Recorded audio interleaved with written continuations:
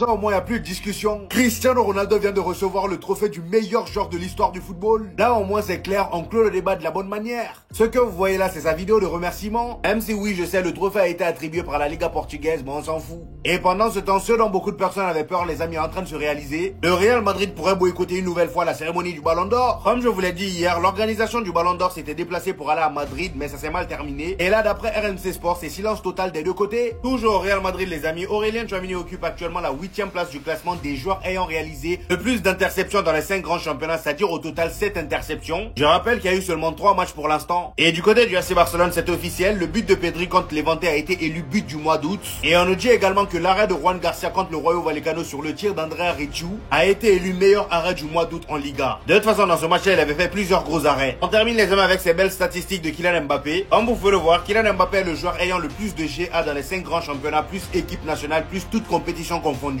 En gros, vous prenez toutes les compétitions réunies, équipe nationale ou club, vous réunissez ça, il a plus de buts et passes décisives que tout le monde. Après, j'ai envie de dire c'est logique, étant donné qu'il a remporté le soulier d'or. En deuxième position, on a Ousmane Dembélé avec 38 GA. En troisième position, Lamine Yamal avec 37 GA. Rafinha vient à la 4e position avec 36 GA. Et pour terminer à la 5e place, Harry Kane avec 36 GA également.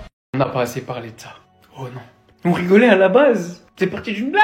Il priait pour gagner des trophées. Cristiano Ronaldo a commencé à follow le compte d'un créateur portugais qui parle d'islam sur Instagram. D'ailleurs, ce compte a d'ailleurs mis une story. Commencez la semaine avec une surprise pareille. Cristiano Ronaldo a commencé à vous suivre. Oh, regardez-vous, rigolez. On voyait tout le temps faire des petits doigts à Al Nasser, au Portugal, dans des séances de penalty. Mais ce que vous savez pas, et bien évidemment, chacun fait ce qu'il veut. Mais si Cristiano Ronaldo se convertit avec l'influence qu'il a, je crois que vous réalisez pas, il va devenir le meilleur joueur du monde. Tu voudrais dire quoi? Ouais, lui il a 5 Ligues des Champions. Ouais, mais lui il a la Coupe du Monde. Ouais, mais lui c'est un musulman, il va aller au paradis. Tu dis quoi après? Tu dis quoi après? Là, la base, cette vidéo, c'est un truc sympa. Cette photo, pardon, c'est les 2 plus grands joueurs de l'histoire qui font une campagne pour une grande marque autour d'un jeu d'échecs, un petit peu de symbole. Mais si ça finissait par arriver, c'est plus du foot. C'est un joueur de foot et une icône mondiale interplanétaire qui sera peut-être la plus grande star de tous les temps en tant que sportif musulman. Peut-être même devant Mohamed Ali. Et vous verrez en commentaire des Cristiano Ronaldo conversion, Coupe du Monde Messi. Là franchement si ça arrive, j'arrive même pas à imaginer la dinguerie que ça serait si ça finissait par arriver. Genre avec l'influence qu'il a, avec tous les supporters, les fans et les fanatiques.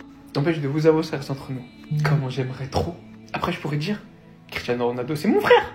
C'est mon frère. Ouais. CR7 c'est mon frère. Ouais. Moi Ri. c'est ouf.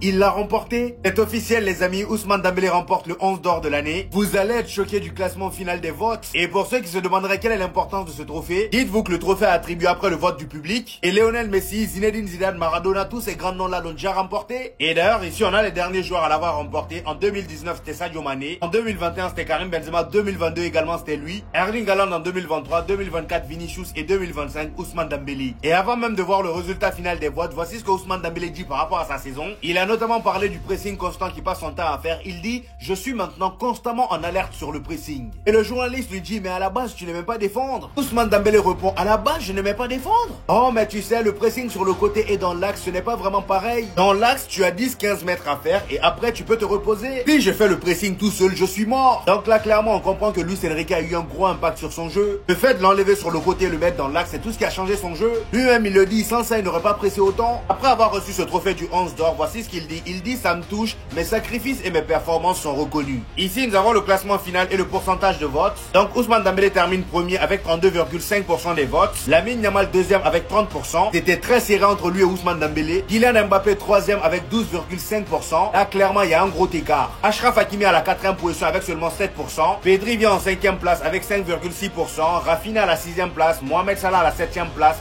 Nicolo Barella à la 8e place, William Saliba à la 9e place, Lautaro Martinez à la 10e et pour terminer Vinicius à la 11e. En fait j'ai compris, la folie elle a touché Cristiano et elle va toucher encore plus les autres. Ivan Toney qui dit pour moi la Saudi Pro League est comparable à la Première Ligue. Si Al Ahly est en Première Ligue, nous serons proches du top 4. Alors Cristiano il est arrivé là-bas, il a commencé à dire la Saudi League c'est au-dessus de la MLS. Ok, on accepte, on accorde, il n'y a pas de souci.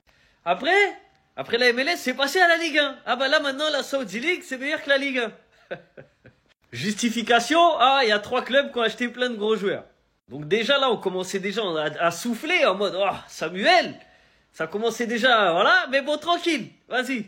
Il y a des clubs saoudiens qui ont fait des belles performances face à City, Coupe du Monde des clubs, tout ça, nanana, vas-y, tranquille. On peut dire que, vas-y, on accepte si vous voulez. Mais maintenant, c'est passé au-dessus de la Ligue 1, maintenant c'est la Première Ligue. Donc maintenant, la Saudi League, c'est au-dessus de la Première Ligue. Et bientôt, dans 2-3 semaines ou 2 mois, je sais pas, il y a un autre joueur qui va signer là-bas, et il va dire que la Saudi League, c'est meilleur que la Ligue des Champions, que la Champions League. Donc en fait, les mecs qui signent là-bas, ils deviennent tous fous. Ils deviennent tous fous. Je sais pas c'est quel prochain joueur qui va sortir une absurdité comme ça. Bientôt, ça va dire c'est mieux que la Coupe du Monde, la Saudi League aussi. À un moment donné, arrêtez. Dites, je sais pas, dosez dans vos propos. Dites la Saudi Pro League, ça s'améliore. Petit à petit, on va s'améliorer, on va se rapprocher des championnats européens, etc. Avec l'exigence et le temps. Mais non, eux, ils sont là, ils dosent pas, ils dosent pas. Ah, faut arrêter, les gars. Ça, c'est la maladie de CR7, ça. Les gars, j'ai une théorie. Et elle va pas plaire à énormément de personnes. Mais il faut le dire. Donc là, on voit que le Real Madrid observe la situation de Saliba. Arsenal vient de lui faire une offre de prolongation de 5 ans. Donc un contrat à longue durée. Son contrat actuel s'arrête en 2027. Arsenal veut éviter qu'il soit à 1 an d'être libre en 2026. Ce que je comprends de la part des Gunners, parce qu'il faut conserver les meilleurs éléments pour pouvoir, pourquoi pas, obtenir une Ligue des Champions. Mais moi, la théorie que j'ai, après, elle est pas fondée, il n'y a pas de source ou quoi que ce soit. Moi, je pense que dans la tête de Saliba, c'est quoi? C'est qu'il attend la fin de saison pour savoir s'il va prolonger, oui ou non, du côté d'Arsenal. Parce qu'en soi, depuis qu'il est à Arsenal, ce qui lui manque à Saliba, c'est pas cet aspect de notoriété, parce que maintenant il l'a. Il est reconnu à l'international comme l'un des meilleurs défenseurs centrales au monde. Mais ce qui lui manque, c'est ces putains de trophées. Et où il peut obtenir ces trophées-là, ce sera au Real Madrid. Parce que malheureusement, Arsenal, c'est des flocos. Donc moi, je pense que il attend la fin de saison. S'il n'y a pas de trophée, s'il n'y a pas de PL, s'il n'y a pas de Ligue des Champions, il quitte le club. Dites-moi ce que vous en pensez, mais sinon, en vrai, ça va toi? Moi, en tout cas, bien, alhamdoulilah. Attendez les gars, je vois que personne s'affole à ce sujet-là. Jude Bellingham sera probablement de retour très rapidement du côté du Real Madrid, ce qui fait que les places vont être chères de fou furieux. On sait très bien que Jude Bellingham, avec le statut qu'il a, il aura une place de titulaire instantanément. C'est le premier qui sera aligné, ça n'en fait aucun doute. Je ne sais pas si ce sera au poste de numéro 10, de numéro 8 ou bien de numéro 6. On sait que Aurélien Tchouaméni est une pièce maîtresse pour Xabi Alonso, donc il ne bougera pas de la sentinelle. Il sera probablement en concurrence avec Eduardo Camavinga. Après, ça dépend de l'utilisation que Xabi Alonso fera de Eduardo Camavinga. Les gars, sincèrement, entre Valverde et Arda Güler, je suis sûr qu'il y a quelqu'un qui va sauter. Et je pense pas que ce sera Arda Güler parce que c'est un peu le chouchou aussi de Xabi Alonso. Il apprécie de le mettre en tant que titulaire. Donc moi, j'ai peur que au final, ce soit Valverdinho qui paye les frais. Et ce serait hyper dommage. Moins qu'il passe à 3 pour pouvoir mettre davantage de milieu de terrain ou qu'il passe dans l'ancien système de Carlo Ancelotti. Ce qui m'étonnerait énormément parce que ça ferait qu'il enlèverait un attaquant. Donc dites-moi un peu en commentaire ce que vous pensez. Est-ce qu'il faut mettre Jude Bellingham à la place d'un joueur ou est-ce qu'il faut rajouter un milieu de terrain? Mais sinon, en vrai, c'est à toi. Moi, en tout cas, bien, alhamdoulilah. Michael Olise attire l'intérêt du Real Madrid et de Liverpool. Kylian Mbappé pousserait pour un transfert au club madrilène. Michael Olise au Real Madrid. Mais il faut mettre le PEL du club sur ce type. Hein. Mais j'ai jamais vu un mec aussi fort depuis mes U2. Vous avez vu son pied gauche ou pas? Mais j'ai rarement vu un pied gauche aussi soyeux, aussi doux, aussi délicat. Il faut le recruter. Hein. Écoutez bien ce que je m'apprête à vous dire. Et je ne tombe pas dans la culture de l'instant. Je le dis avec beaucoup de lucidité. Michael Olise, cet homme, c'est potentiel ballon d'or. Non mais par contre, Liverpool, c'est bon, ça y est. Isaac, Ekitike, Nelson Mandela, Barack Obama, ils ont tout le monde. Ils ont trouvé un puits de pétrole sur Anfield, ils ont trop d'argent. Ça y est, il faut laisser aux autres un peu. Non, Michael Olise, c'est destin tout tracé, c'est le Real Madrid. Ah, il faut arrêter un moment. Et puis qu'est-ce qu'un joueur magnifique comme Olise va aller faire dans un championnat de boucher? Olise, faut qu'il vienne au Real Madrid. Ce n'est pas un joueur de foot, c'est un artiste. C'est un peintre, c'est un essayiste, c'est un écrivain. Il est doux, il est sucré, mais c'est un joueur remarquable. Hein. Ah, il faut qu'il signe au Real Madrid. Ça y est, vous me l'avez mis dans la tête, je ne vais plus m'arrêter. J'espère que mon fils détestera le football. J'aimerais qu'il ne mette jamais les pieds dans ce milieu. Plus tu as d'argent, plus tu as de problèmes. Si je n'avais pas cette passion, le monde du football m'aurait dégoûté depuis longtemps. Les gens qui vont au stade ont de la chance de juste venir voir un spectacle et de ne pas savoir les coulisses. Les gars, quand on voit tout ça là, ça montre que le foot c'est vraiment un monde de merde. C'est un monde de piranhas. c'est un monde d'hypocrites. C'est un monde de mauvaises personnes. Et pourtant, tout le monde voudrait que son fils soit footballeur. Mais en fait, vous vous rendez pas compte la chance que vous avez d'être dans la vraie vie. Parce que vous voyez que l'argent. Vous pensez que la vie, c'est l'argent. Mais même sans argent, tu peux avoir une belle vie.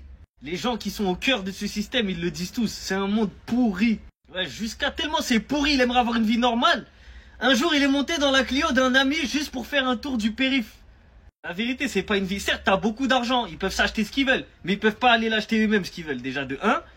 Et de 2, en fait, tu vis pas vraiment. Parce que tu dois tout le temps être enfermé, ou bien tu dois tout le temps être entouré d'agents de sécurité.